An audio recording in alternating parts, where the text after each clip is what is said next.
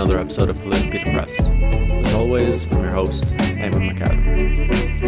In this episode, I talk with Dara Eilo. Dara is an Assyrian activist and human rights advocate who's been involved in organizing activities in Syria and Lebanon for the past decade and a half. Our conversation focused on the events that have taken place in Northern Syria since January 13, specifically the fighting between STG, that is, the new central government, and the Kurdish-led SDF, the Syrian Democratic Forces.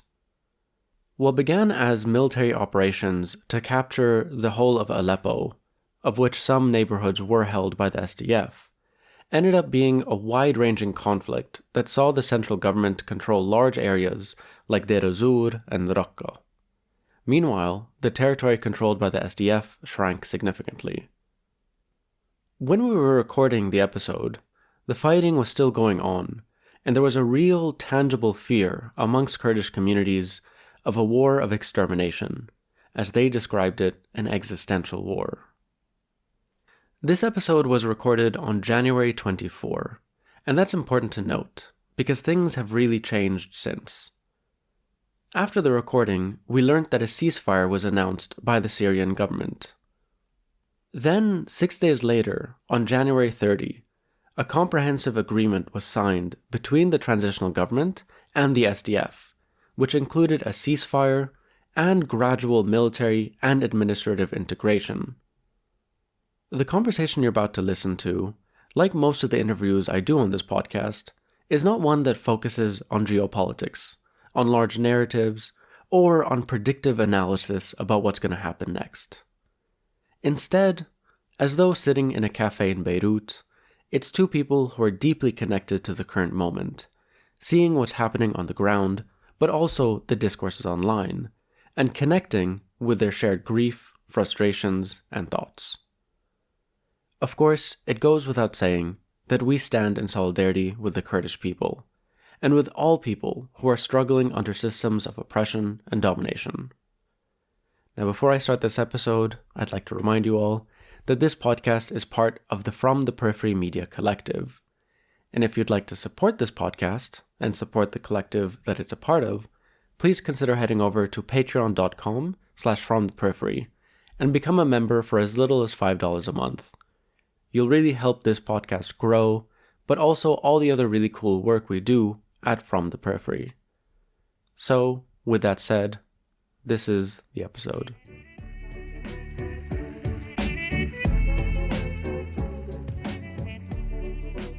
Hi, Dara. Hi, Shlomo. Hi, Darbohat. Hi. So I'm going to ask you the first question I ask all my guests, which is, how are you? I think politically depressed is quite an adequate answer. I think politically confused and in agony and lonely regarding what's going on right now. And just to quickly explain, when I said Shlomo Aidar Bohat, it means hello, how are you? But it doesn't mean, it's not translated verbatim as how are you? It means where are you heading to? Which direction are you going to? Darbo means al-tariq, the way. So which way are you going to?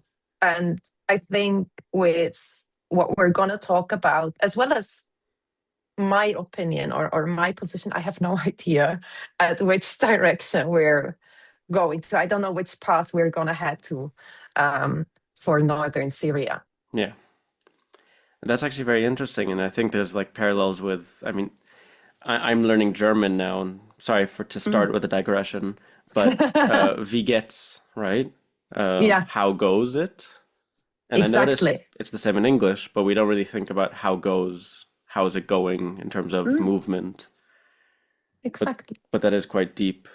So yeah, we've got a lot to talk about, obviously. And for those listening, this is going to be a bit of a difficult conversation, or at least I think the situation at the moment is very intense in Northern Syria, but the discourses online are incredibly split. And it's been very difficult to not only understand what's happening, but also understand the context, the history, the many different communities and claims at the moment.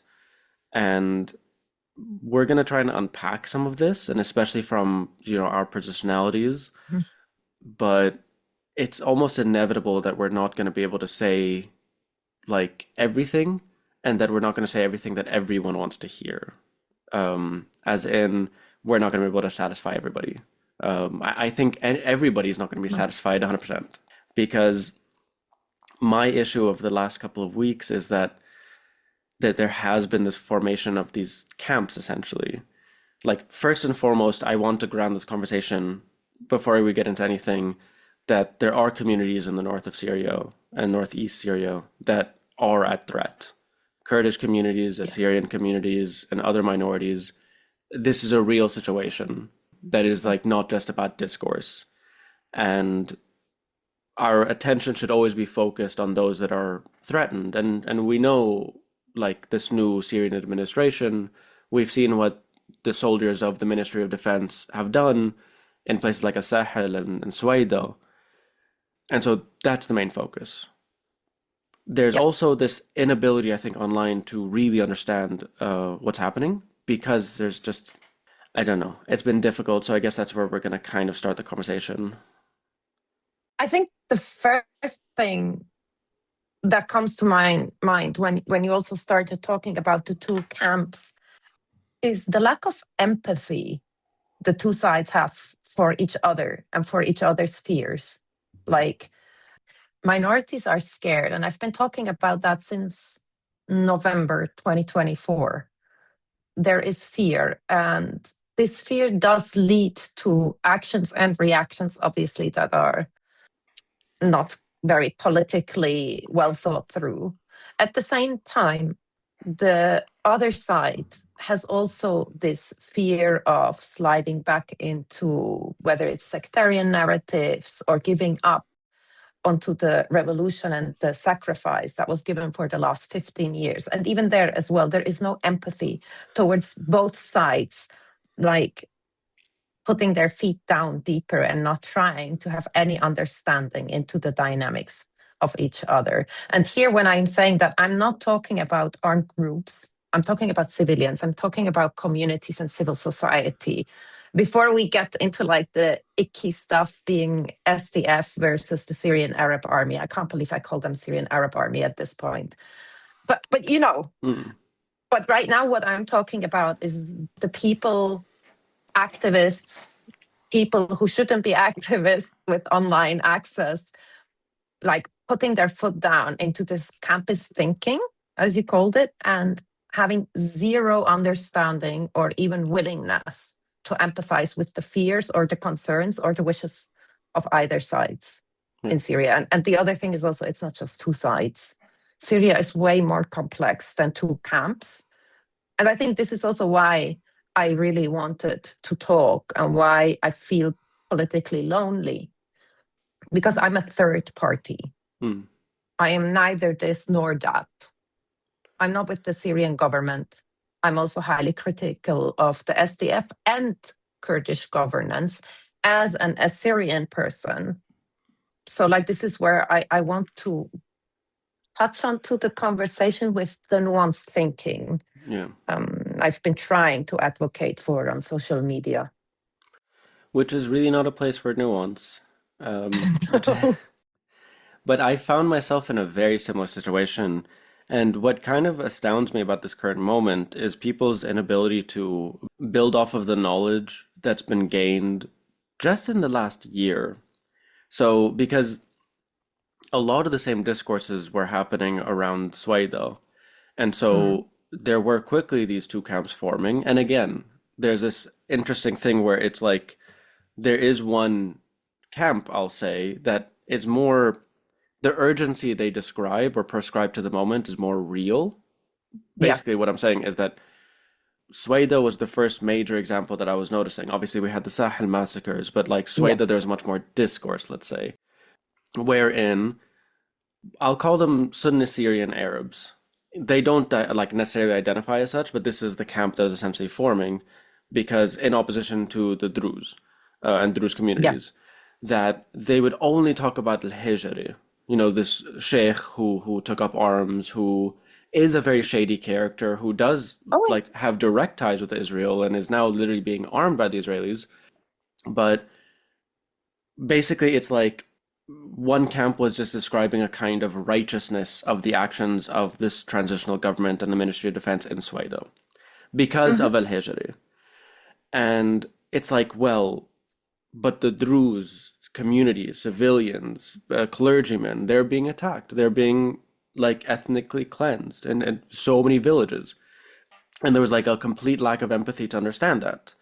To understand that this isn't just some clean operation between two forces, one that's legitimate because it represents the central government now, and this sort of like belligerent sheikh. And on the other hand, there is this like a siege mentality that was forming in Sweden. And again, because there was an actual siege. So it's like a very legitimate fear and it's real. Like I don't want to just call it a discourse and be like, it's just discourse. Like it's not manifest on the ground. But that I don't know, like would just be talking now that like a Shara is ISIS and Israel. And it just gets so confusing where it's like an inability to understand the situation because it starts getting into this place of like I don't know, sorry, I don't know if I'm making any sense, but there's like a grasping at straws to make sense of the moment because things are so like fucked. And Nothing makes sense. no. Nothing makes sense because you just mentioned the whole Israel interference, let's call it. I'll give you an example. I'll get straight to like the difficult parts as Assyrian. I've been saying that several times on my videos that I am for Kurdish liberation. My solidarity is not transactional, but I'm not for the creation of a nation state that is Kurdistan. I do support the idea of Kurdish liberation having different forms of governance coexisting on the same land. But I'm not for the idea of Kurdistan as a state, as a region. Yes, call it whatever you want. I call it Beth Nahren. You call it Kurdistan. Someone else calls it Jazeera. I do believe a land can have several names based on the several different identities and communities that exist on it. But now we get to the icky part, right? I've criticized the Kurdistan state project over the fact that this is something Israel is very supportive of as well, with their own agenda. Having another ethno-nationalist state, similar to the development that was Israel, is going to be a massive ally against Arab populism, Arabs, Muslim identity. So obviously, the first thing I do is saying I'm against the state of Kurdistan, the way I am against the state of Israel, as well as me being against most forms of nation states. They are all legacies of colonialism. The fact is, when I say that, I will be guaranteed attacked by Kurdish people, unfortunately saying you are denying our statehood while supporting Palestine. And on the other hand, I will be attacked by others, Arabs, for saying that I'm still supporting Kurdish liberation. And right now, this is a very fascinating thing. The accusation of being a Zionist just because you're a minoritized group has become very common. And then we have the actual Syrian president, the actual Syrian government normalizing, not Yeah. normalizing as in to the formal extent, but communicating with the Zionist occupation. But pointing at fingers and saying Kurds are Zionists because Netanyahu supports the state creation of Kurdistan. The Druze are Zionists because they do accept, or some of them, not to make this about generalization, but some factions of Druze communities have accepted support or protection from the Israelis. And that's how you point fingers and say they are Zionists. It's true, but I think what's lacking is then a kind of cross-identity solidarity. Like I noticed that there's a kind of silence at the moment amongst the Druze communities for the Kurds, for what's happening now in northeast Syria, because here it starts becoming a kind of full identitarian thing, where it's like, yeah, but that's their problem, right? And so it's like we as Druze, and so the project of secession scares the shit out of me. The one that I know more about lately is the Druze secession, like specifically with El Hejeri. It's it's a project of disaster, and it's one of those things that it's something that both Shara and Al-Hijri are pushing for in this weird way, where both the new central government in Syria and Damascus are treating Sueda as like a breakaway An enclave. province. Yeah, an enclave, exactly. And Al-Hijri is like, cool, fine, we will do it and we'll get armed by the Israelis and whatever. But it won't work and it can't work. And what it's going to do is put Druze communities at risk, because for so many reasons, like to ally with the Israelis in this super explicit way, but also like I am also very critical of the nation state formation, and but it's like this is what's happening now is fracturing even further, and it's even Yeah. worse. So like, because the original formation of the Syrian state, I tell the story a lot because I think it's a very important one, which is the Great Revolt of 1925, the Syrian Mhm. Revolt, which was led by Sultan Bashar al-Atrash, a Syrian Druze man from Swaida. And part of the reason, this was during the French Mandate, and part of the reason was because the French wanted to carve up Syria, kind of similar to what we're describing with like a Alawite state and a Druze state and an Aleppo state and whatever. Mhm. And there was like a no, fuck that, we are all one state. Yeah. And so, but then what happens, especially when Syria gets independence, there's this insistence on it being a unified state centered on Damascus. Yeah. And then everyone else has to fall in line with Damascus. And so there have been conflicts for the last 6 decades. I mean, Assad, the way the Assad regime kind of clamped down on this was by sort of like formalizing the sectarianism, Mhm. bringing individuals into the government and into the regime and whatever. But essentially, what you have now is just a recipe for disaster, and it's just like a very difficult situation to see how, like, with the insistence on it being a Syrian Arab Republic, right? It's very difficult to see, and especially after 14 years of war and trauma and blood, blood spilt Yeah. on many different fronts. It is not just a unified thing where it's like only one group has blood on its hands. And so, I, again, I'm in this situation where I'm like, yeah, and same. When I post anything about anything, I get attacked from either side. Why aren't you saying enough about this? Why are you only defending this? How can you defend that? And yeah, it's been very difficult. I think one thing that really depresses me, politically speaking, is the whole claim of الشعب السوري واحد, Mm. because we can The talk Syrians are about one that. people. Yes, sorry, thank you for translating. We assume that this means ideologically, Mm. politically, identity-wise, we are one people.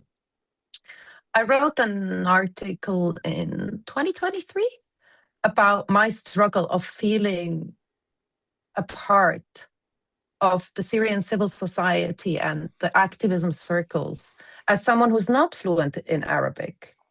I'm Syrian. I'm Assyrian, Syriac, indigenous to the region that is today's Turkey, Syria, and Iraq, and parts of Iran. I don't speak Arabic, but I'm still Syrian. Mm. And this whole joking about, like, she's so cute, Syrianiye. She's like having this really bad grammar in Arabic, doing misgendering all the time. And these same jokes exist about Armenians Mhm. and Kurds. Because I remember this joke, it's like, "أنتِ بتحكي مثل كردية." You talk like a Kurdish person with bad grammar. I was like, you speak Arabic. What other languages do you Mm. speak that are just as much a part of the land? And I think one part that I really care about to bring up, because you talked about the idea of a secession scaring you. I haven't heard that many voices in Northern Syria that actually talked about secession. they want confederalism. They want a canton with a certain level of autonomous governance. And I think that's extremely important to also make this differentiation. Because again, this is something I've said in previous videos, and I hate when I sound like a broken record. The Kurds are not a monolith. There are Kurds that are for Kurdish nation state, the idea of a Kurdistan state with the 4 provinces. No way of denying that. But there are a lot of Kurds that say, no, we're not.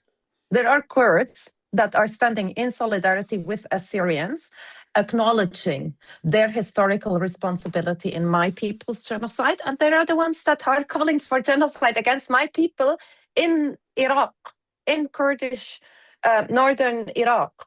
In Erbil, there is a group called Haupa, I think, which is a Kurdish nationalist group. They're small, they're French, but they say explicitly calling for the expulsion of Arabs and the genocide against Assyrians.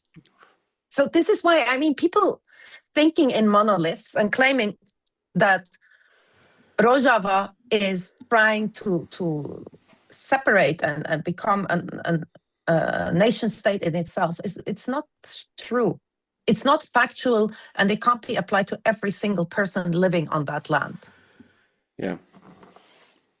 And so I think here we're still in this icky part that like I still feel uncomfortable talking about because again, the moment feels so urgent, and basically what's being called on people is to just pick sides. Like there's very few online that are saying like, okay, here's how you can understand the situation. It's starting from a place of here's how you can defend. I'm just gonna like here's how you can defend the Rojavan revolution, or here's how you can help create a unified Syria or whatever. Like these are the different camps, whatever. My main problem at the moment, and it's like even before forming an opinion or a sort of decisive action, is understanding the situation. And what frustrates me so much, and I've seen this across the board on so many different subjects, is the use of what I call ideological language, which is that we don't use names, we don't say specific things, we don't talk about groups or leaders or individuals, we talk in this kind of generic way. And so as someone who has been very closely connected and following like the Syrian revolution since 2011, then the Syrian war, and then most recently the fall of Assad and the aftermath, it's like, so like quite specifically now, I find it very confusing when people only talk about like defend the revolution, defend the Rojava revolution, or defend Rojava, but never to use the term SDF or Abdi.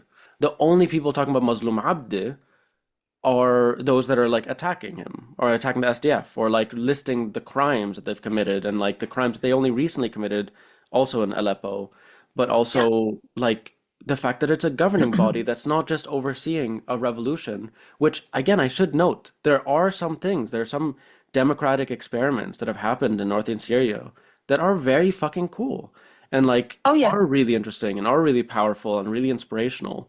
But then there's this extrapolation that is basically all that the SDF are doing. You know what I mean? Like in places like Aleppo or in places like Deir Azzor or in Raqqa, like in Arab majority areas, like again, I feel very icky saying this, and I know I'm going to get a lot of bad, like a lot of whatever, but it's just I just don't see that they were exporting that revolution or something, or that it was the way people describe it in terms of like it is this unified single thing that we can talk about Rojava, and there's the Rojava revolution all over the place, and the SDF are completely in line, like as the armed wing of whatever. Like, and so it is difficult. I think a lot of people, and I've gotten a lot of comments from people, like messages who are like, I'm deeply confused by the situation. And my response is like, so am I, because again, no one is speaking with clarity. Again, and I've spoken a lot about, let's just say, the Kurdish side, even though it's not a unified side, and I don't like talking in that like in ethnic terms. But then to emphasize the other side, like even Syrian Arabs who are opposed to Sharia, all I've seen them posting are talking about how like the SDF kidnaps children, or how the SDF has committed crimes, or it's an occupational force, or at least that Arabs in those areas like Raqqa experience it as a what's it called, force. And so there's this very much so like split narratives that are not talking to each other, and that it makes it very difficult to fully trust what any one person is saying.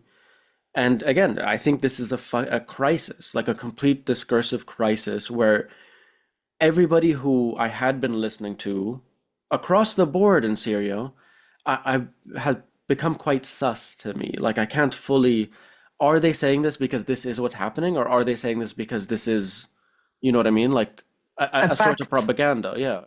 Yeah. I'm also seeing completely conflicting narratives and facts. And like, wait, is there a ceasefire?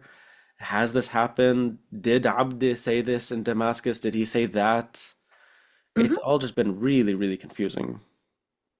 I think right now, no one can say anything with absolute certainty that it is the truth. Like, let's just say it straight out, whether or not ISIS prisoners have been freed by SDF, or not freed on purpose, or if it was the Syrian Arab army releasing the prisoners. And knowing also that a part of these prisoners are now transferred to Iraq under the supervision of the international coalition. 2022, I've already said, fuck the SDF for the way the prison camps are being run in Al-Hol, as well as the prisons inside of Hasakeh, because it's the perfect breeding place for more radicalization. Like the way prisoners are treated, even ISIS, even Daesh matters. This is one thing that people don't understand. When someone like me says, my solidarity is not transactional, and my human rights or my opinion on human rights are not selective. Yes, ISIS prisoners do deserve humane prison conditions. The conditions that they've been living in under SDF rule was highly problematic, allowing the radicalization to fester. Okay, so right now, what I can say is the fact that there is a massive risk of a resurgence of ISIS, or like, I don't even know how to say it, the Syrian Arab army incorporating parts of ISIS. Yeah. But the fact is, I don't know who at the end released them. We had the same thing going on under the Assad regime. Assad released radical Islamists on purpose to undermine and to basically internally destroy the Syrian opposition. We've heard stories like that. And another thing is, Syria is an example of misinformation.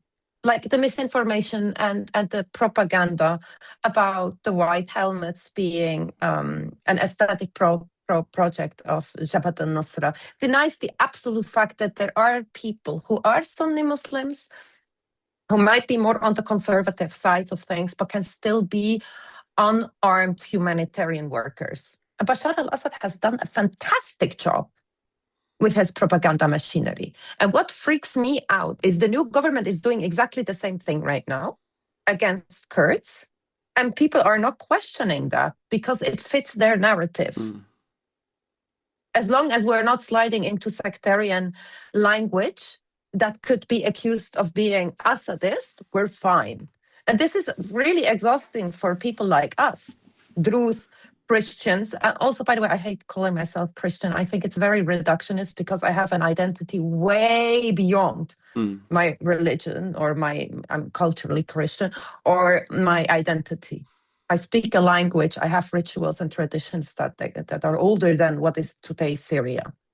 But so Syrian, Assyrians, Armenians, Druze, Kurds, Yazidi, Turkmen, Cherkess, we all have to be very, very careful in our language and how we express our concerns and our political opinions in order to prevent the finger pointing of you are an Assadist for saying that against the new government. You don't even want to give them a chance. I don't have to give them a chance. Yeah. I don't owe anyone my patience.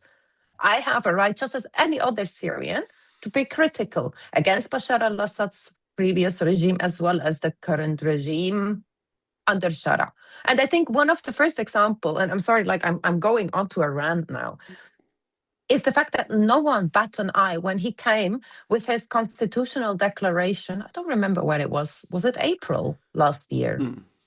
The constitutional declaration came and literally threw away 15 years of work done by Syrian civil society, done by feminist groups, done by leftist groups, done by conservative groups. There were meetings happening in Geneva regularly in order to develop a constitution for the Syrian state the day after Assad. And Shara came, waltzed in, and threw it away. And no one reacted, including our peers, our activist colleagues from the Sunni Arab majority. And I hate going towards this language. I hate saying it that way. But the fact is that even what happened now with Shara doing this decree of recognizing the Kurdish people and the Kurdish language, that's not something that is done in a decree. I want it constitutionally written down, and it shouldn't be just a reaction in order to pacify the Kurds. What about my language? What about Armenians? What I envy the Armenians for, bless them, they do have their own country. They do have a fallback plan. Assyrians and Kurds do not have another state where they can speak their language and live their identity with all the rights and freedoms guaranteed. So no, a decree is not enough. I want it written down in a constitution, and it should be very clearly phrasing the rights and freedoms to go beyond sectarian narratives, as in Christians have a right to live freely, or the Kurds as one monolith. I mean, a starting point of that is that it should not be called the Syrian Arab Republic. Because 100%. Just the very name to begin with, and where it leads, and it's true. I really don't like talking about Sunni Syrian Arabs. I think you say this, and a lot of those people would say, no, we're all just Syrians, why do you have to add that thing? And it's like, what I don't like, it's the difference between, I'm not generating a thing by naming that, I'm just naming it. Like, it seems very clear that there is this rise of identitarian politics, and like that people's allegiances at the moment to Shara, they don't necessarily have to be Islamists, but it's coming from a kind of position of, anything but Assad. This is it. Anything but Assad, and that's so lazy. Because it can be no Assad, no Shara, a Syria that we protested for in 2011. And someone I've had a conversation with, a friend of mine who is Alawi, and she was a part of the revolution since 2011. When I told her, like, this isn't what we protested for: human rights, equality, including queer rights, including women's rights. She's like, Dara, not everyone who was part of the revolution and of the protest thought that way.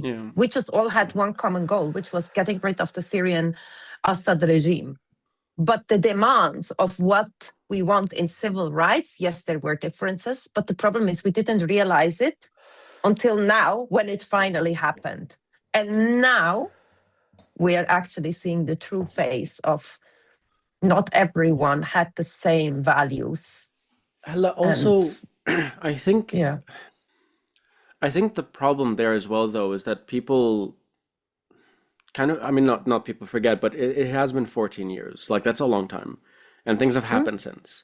And a lot of that original revolutionary movement and civil society and groups and organizations, a lot of that was crushed in by 2013, 2014. And so it's like the kind of only things that still existed, the groups that were able to get armed and to sustain themselves and to hold territory, and especially in the last 4 years that were all able to hold out in Idlib. And so it's like a very different manifestation from the Syrian revolution of 2011.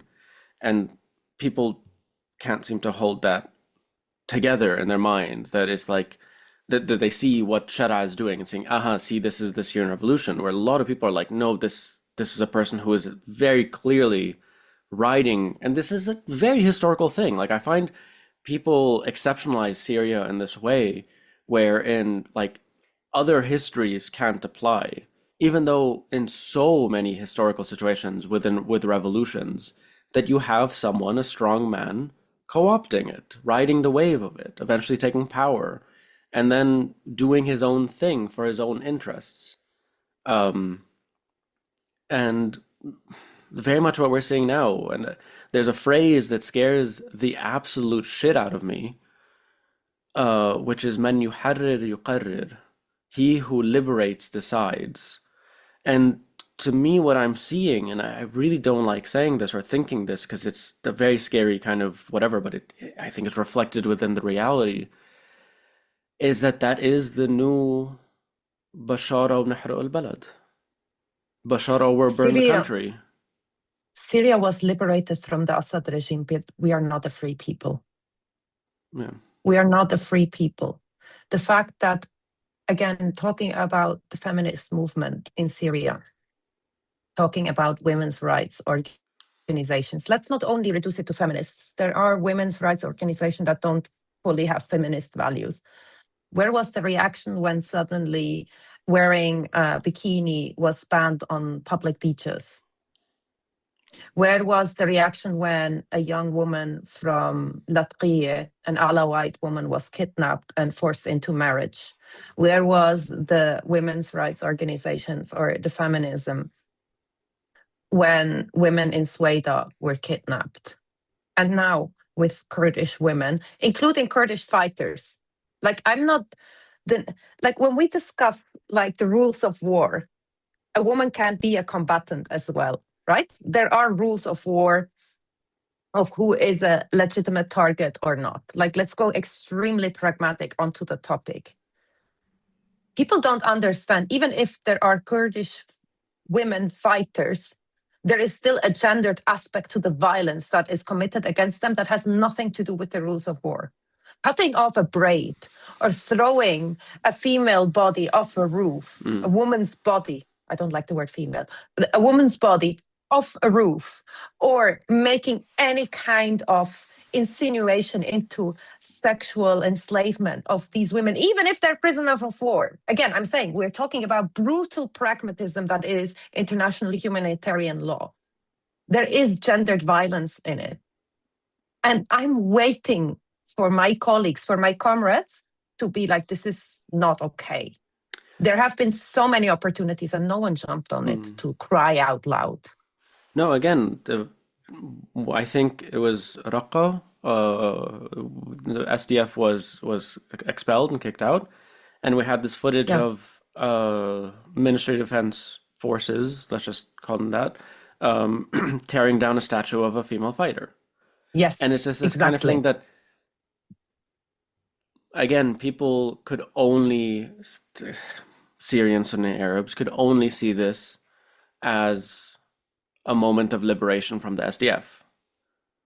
You know, without seeing the gendered violence. Without seeing the gendered violence, without seeing the kind of implication of this. This isn't just a representative of the SDF as in Mazlum Abdi. Like, again, there's this thing wherein I feel like many sides can only see the other side as the leaders, but then only see their own sides as the people. You know what I mean? And so it's like, yeah. And so, like, I know people from Raqqa, Syrian Arabs, who were celebrating, and like some of the prisons that were released. And then on the other side, they only saw prisons, like there was this immediate suspect of like everyone who was in prison by the SDF must be ISIS. The other thing is, even with, let's actually take a huge step back. When the Assad regime fell, the first reaction I had from the regressive left is like, you deserve what's going to come to you for being against Assad, who is a part of the axis of resistance. It's like, Habibi, شو بتحكي? What are you talking about? Like, do you genuinely believe that all of us were so dumb to believe Assad is gonna protect the Palestinians and that there wasn't a Far'a Falastiniye in his torture and detention system? There is one specific prison called the Palestinian branch. And it makes things so complicated as well in regards to solidarity. Like, let's talk about cross-border liberationist transnational solidarity with oppressed people. And again, I'm jumping back to the sentence of saying my solidarity is not transactional. I am in solidarity with the Palestinian people's liberation without denying the fact that whether it's Assad or Hezbollah or Iran had their own agenda, but it was a necessity for the resistance groups in Palestine to survive. The same goes for Syria. The same goes for Syria. I can be in support of the Palestinian people's liberation and the dismantling and the fall of the Israeli occupation. I can also be for the Kurdish people's liberation without forfeiting my own safety. And I can be for the Syrian Arab people, Syrians, liberation and freedom away from a dictatorial regime that was Assad. Like multiple realities exist. And this is where I hate to say it, nuance is so important. No, and I think that's something that we're seeing as well, going back to the situation in Northeast Syria, that there was like let's say a dirty alliance of necessity with the Americans against ISIS. Yeah. But I don't think there was any illusion necessarily that it's like, oh, but it's very clear the US is completely almost like betrayed, or like rather decided, actually, no, khalas, Shara is our guy, and so we don't want to support the SDF anymore. I guess actually, so usually I don't ask questions in these interviews because it's not a kind of like you as an expert and me just here talking, it's a back and forth conversation. Yeah. But I guess if there's one question, which is, and in an attempt to try to bridge some sort of gaps between the discourses, like one question that I've heard from someone who is like more focused on Kurdish, protection, and again, that's fine. Again, I just want to emphasize, I hate this thing whenever I talk about like two like different sides or talk about the discourse.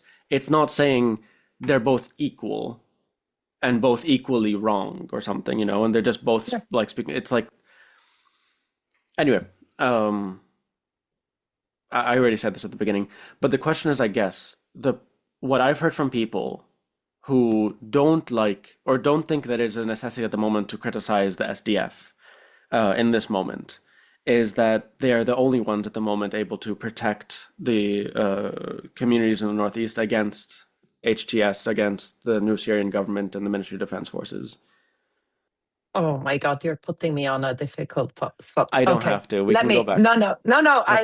I love it. It's just like I'm thinking how to phrase this answer without triggering a shitstorm from people, whether it's Kurds, Arabs, or Assyrians. I will give you a personal example. I am not just from Northeast Syria. I'm not just originally from Hasake and Derik, where my dad was born. I'm also from southeastern Turkey, a region called Tur Abdin, which is majority Kurdish people today, with PKK presence, but it's also the homeland of the Syrian people. Like it has a very, very beautiful and strong monastic culture from like 3rd and 4th century Syrian Orthodox Christianity. This is where I'm originally from, both ways, like both sides. My family has survived the genocide in 1915, committed by Kurds on behalf of the Ottoman Empire. The ones carrying the weapons were Kurdish people, Kurdish tribes. There were also Kurdish tribes protecting our villages, among them also my family's village. Turkey is oppressing both people, and the Kurds are oppressing us. It's almost Darwinism. Like we are the smallest, the tiniest among the communities present. I do believe that we are also the oldest, but we are the weakest. Okay. A Kurdish member of a tribe in my village assassinated my uncle 2.5 years ago. What this led to is Turks inciting for genocide against the Kurdish people and like putting PKK and Kurds in one pot. And some of my own community kind of jumped onto that narrative. we will never be safe as long as the PKK and the Kurds exist. It's like, yeah, but we're not going to be safe in the presence or in the environment of Turkish nationalism either. Now, let's take it to Syria. I can acknowledge the fact that the SDF and not just the SDF, by the way, we should also differentiate between the SDF and the autonomous administration, Darnes or ANES. There have been issues of oppressing Syrians, harassing schools into stopping certain language classes. There is a fact that Arabs have been oppressed. Certain Arab Bedou tribes have been oppressed and occupied, if you want to call it that, by the Kurdish administration against their will. What I believe in is my chance in advocating for my rights, my safety, and inshallah, my liberation is a better chance with another oppressed people than the main oppressor, which is the nation state. I believe there is more space for me to try and advocate and negotiate with my Kurdish comrades, especially the ones that are against the idea of nation state themselves, that are socialists, that are leftists, that are secular in thinking, that have a certain level of feminism within them, because we're also going to, I want to say a side note about the women's fighters in the SDF. But so my chances of being heard and for it to have, and for a room to ensure my freedoms is higher in Kurdistan or Rojava than it is in the Syrian Arab Republic. So yes, I can criticize the SDF. Yes, I can criticize Kurdish nationalism, but I can do it as a part of supporting them and believing they are the better option.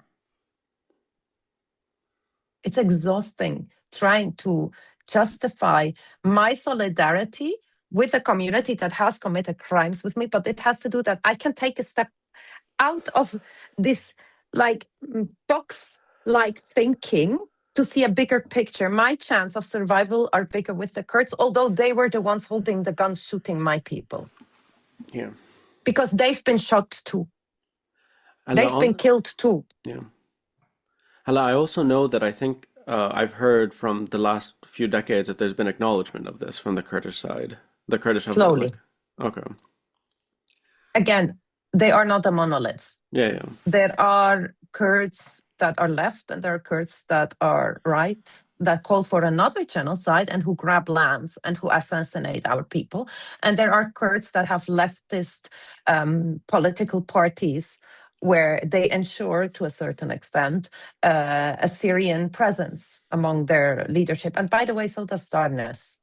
The autonomous administration has Assyrian members. And also that's one thing, when you see the SDF flag, there is Assyrian writing in it.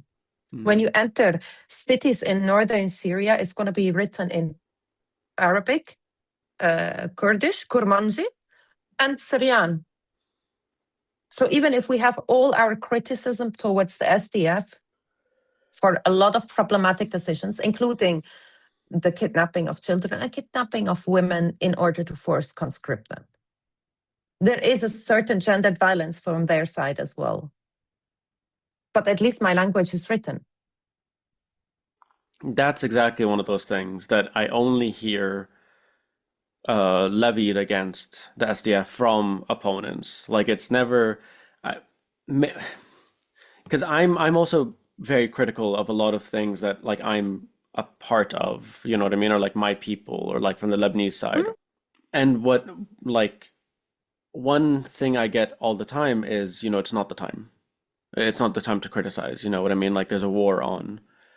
But I find that very frustrating and problematic because I was told that in November 2023, I wanted to say something that was maybe like a bit, not critical, like critical of Hezbollah, but it was like not the time. And then I wanted to say something a year after, and it's also not the time. And then 2 years after, it's not the time.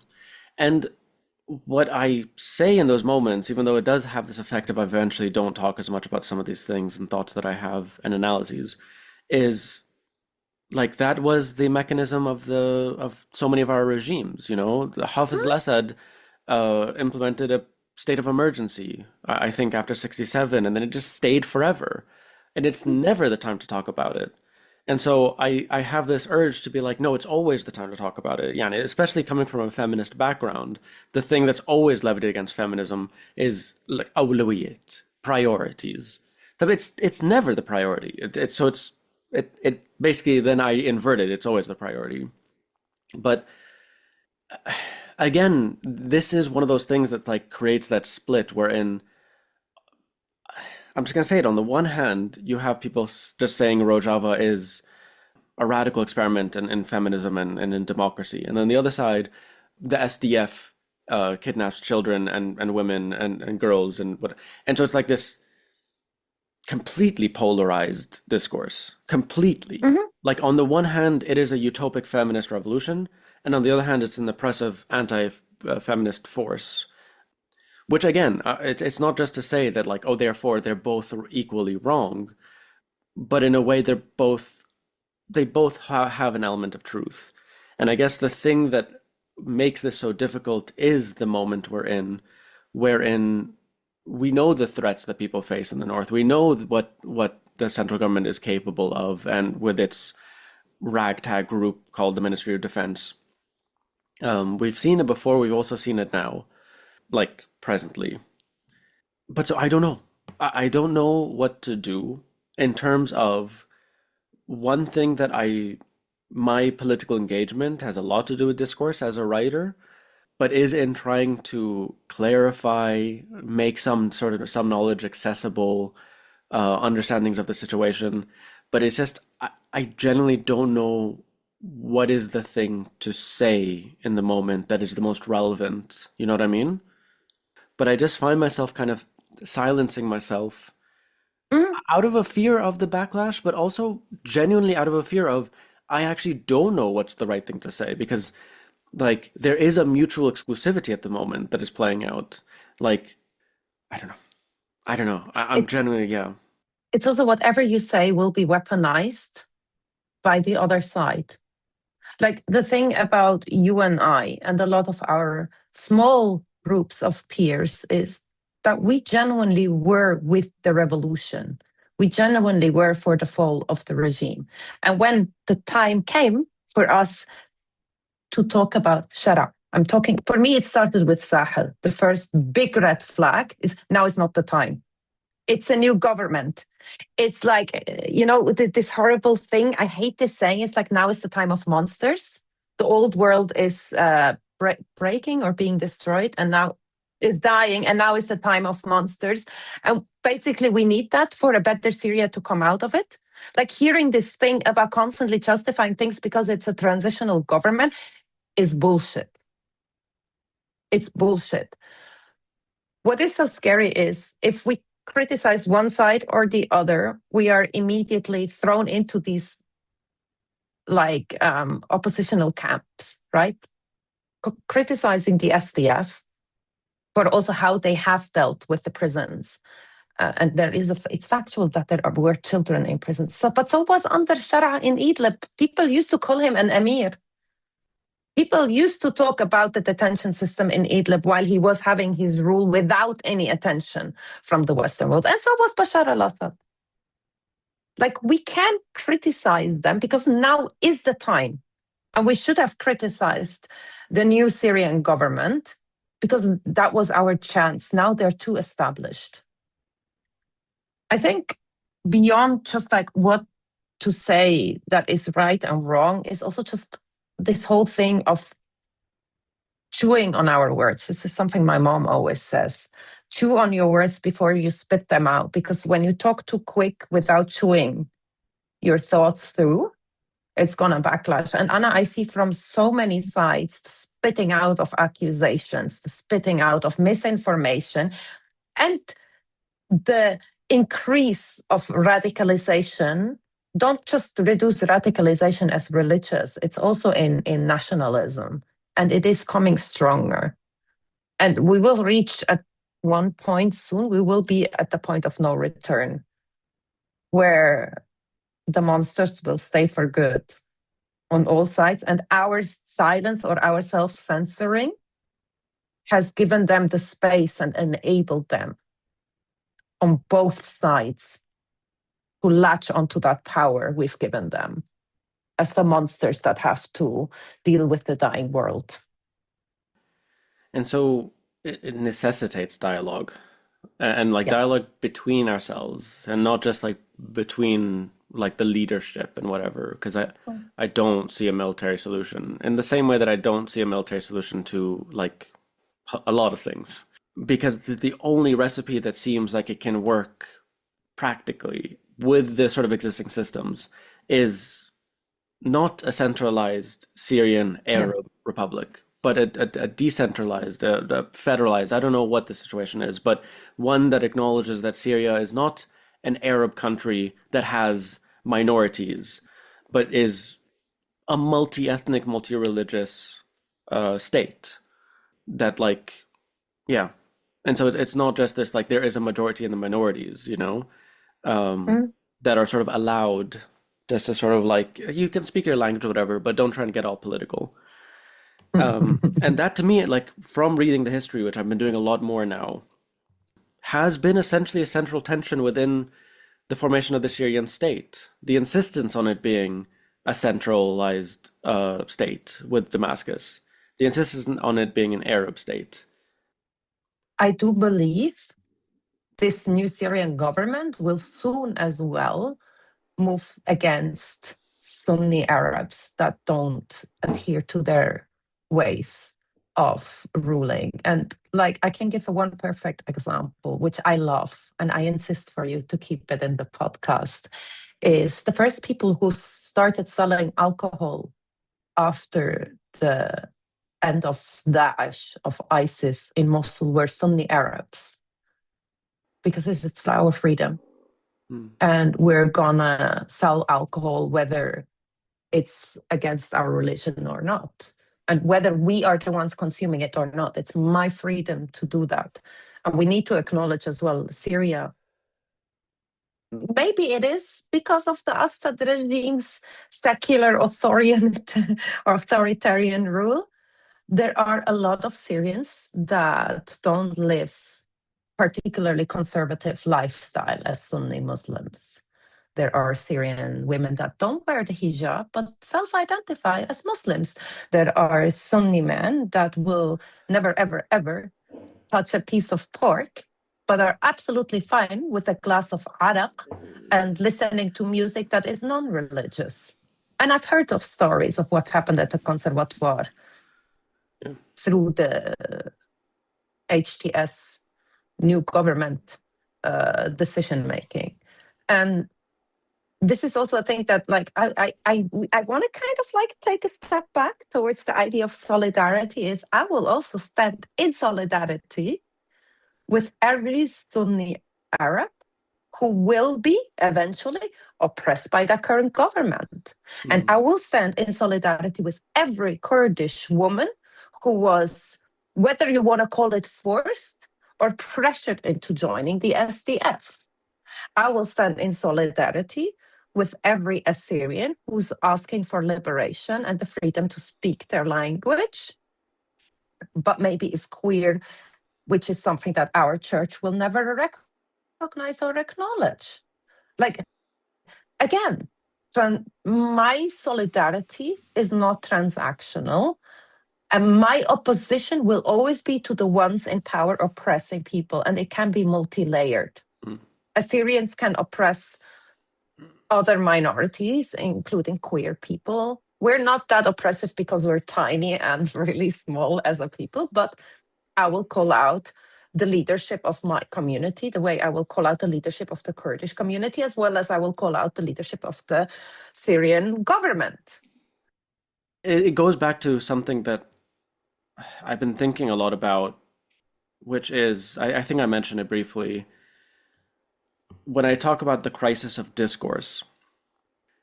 I'm constantly wondering now, because I haven't been writing much. I haven't written anything about this because there is just this feeling of, I don't know what's useful to say, you know? Yeah. Even in naming the truth.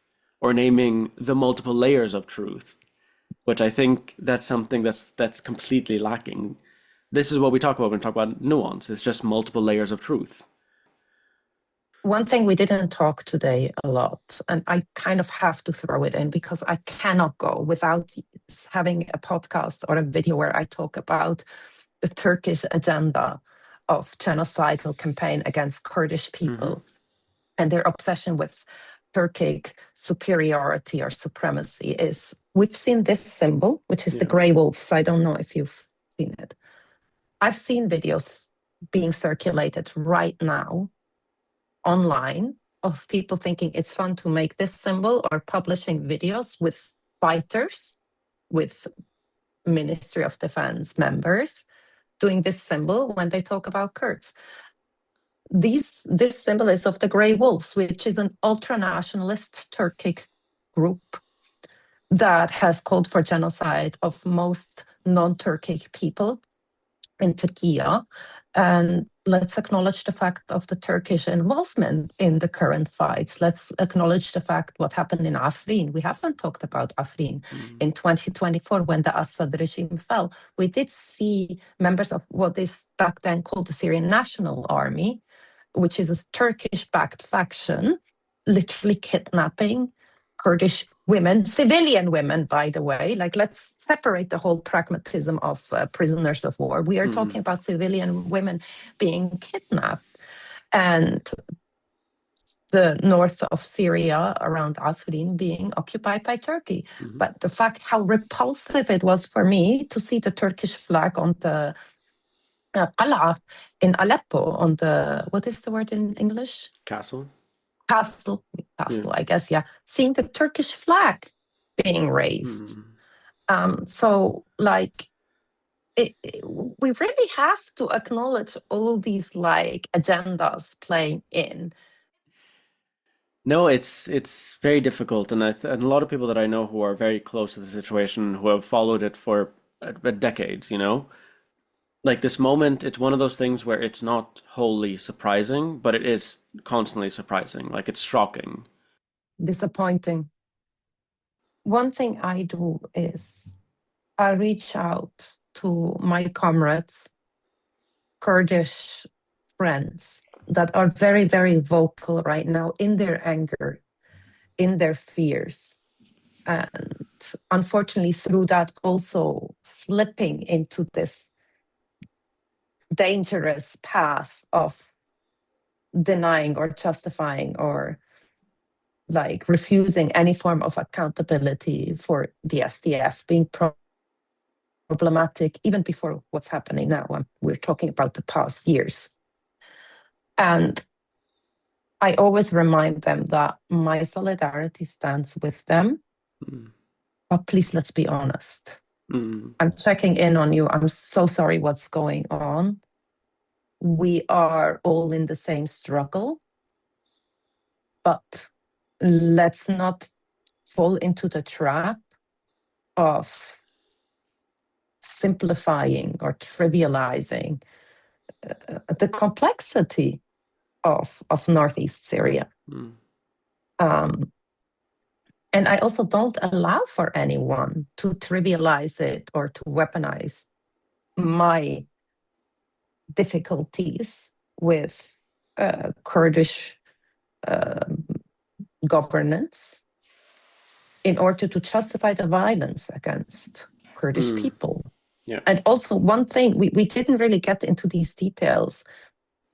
Kurdish people and the SDF are two different things. Yeah. Sunni Arab and the Ministry of Defense or the government are two different things. Where it all comes together is when the narrative get blurred and we get into this campus thinking, like we said at the very beginning of our conversation, is like people being silent or silencing critical voices to what they're associated with, although they're not truly represented by them, is an issue. Kurdish people right now will absolutely justify the SDF because of the situation they were forced into. Arabs, Sunni Arabs, maybe more on the conservative side, will absolutely justify what the Ministry of Defense is doing right now, because they were pushed into it with a 60-year dictatorship going on. But we need to, I get you with the word nuance.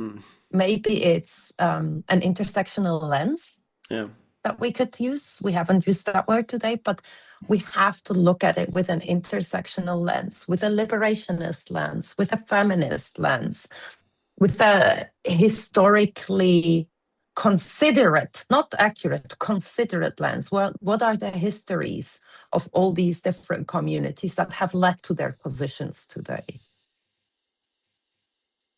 Tayyib, Dara, this was a fantastic conversation. I think we unpacked a lot, but also like brought up more questions than answers, because it's just not something that's like a very clear-cut situation at all. But I think that sometimes the task is to come up with better questions, right? I really appreciate your presence, the things that you share. I mean, I've been following you online for years now, and intersectional is the word. And yeah, it is very rare at the moment to have someone who is so vocal about the jointness of all these seemingly disparate struggles.